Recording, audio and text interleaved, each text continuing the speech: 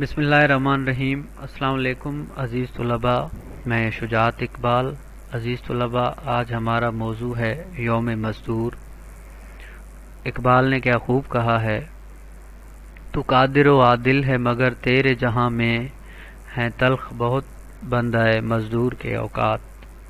عزیز طلباء، جب سے یہ دنیا معرض وجود میں آئی ہے، انسان کو جینے کے لیے محنت و مشقت کی ضرورت محسوس ہوئی، لہٰذا عظیم پیغمبروں نے بھی اس دنیا میں محنت و مشقت سے اپنی زندگی بسر کی، حرکت و عمل اور محنت و مشقت کا درس دیا۔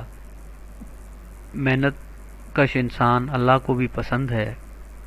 اگر ہم تاریخ پر ایک نظر ڈالیں تو سرمایہ دار طبقہ ہمیشہ مزدور کو ذہنی و جسمانی اور مالی اذیت دیتا رہا ہے، جس کے نتیجے میں ماضی میں کئی انقلاب برپا ہوئے۔ اسی سیاق و سباق میں فیض کہتے ہیں، بول کے لب آزاد ہیں تیرے، بول زباں اب تک ہے تیری۔ یعنی جرمن مفکر کارل مارکس اور روسی رہنما لینن نے محنت کشوں اور مزدوروں کے حق میں صدائے احتجاج بلند کی اور 1917 میں روس کے بادشاہ زار کے حکومت کا تختہ الٹ دیا۔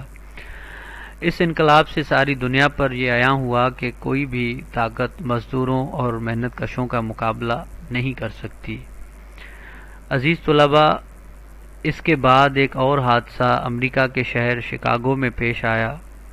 1 مئی کا آغاز 1885 میں مزدوروں اور محنت کشوں کی احتجاج سے ہوتا ہے، جس کا مقصد یہ تھا کہ مزدوروں سے ان کی اجرت کے عوض زیادہ کام لیا جاتا ہے۔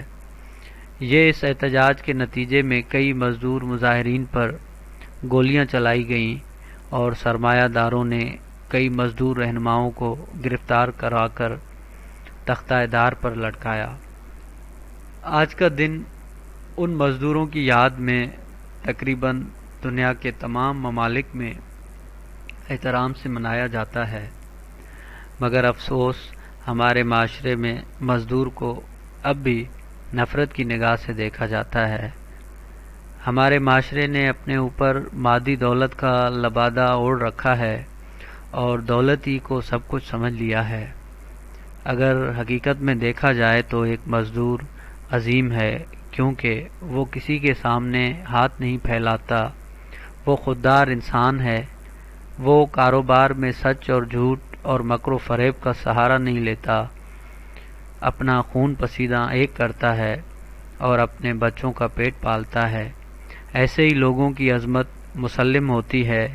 شہزاد نیر کا ایک شعر ہے، تمہارے پاؤں جمے ہیں سو تم نہ سمجھو گے، حیات کیسے گزرتی ہے لڑکھڑاتے ہوئے۔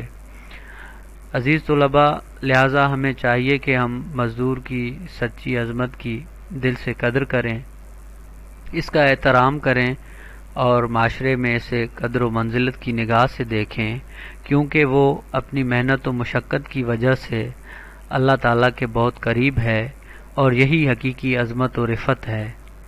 میں ایک مزدور ہوں، روٹی کی خاطر بوجھ اٹھاتا ہوں، میری قسمت ہے بارے حکمرانی پشت پر رکھنا۔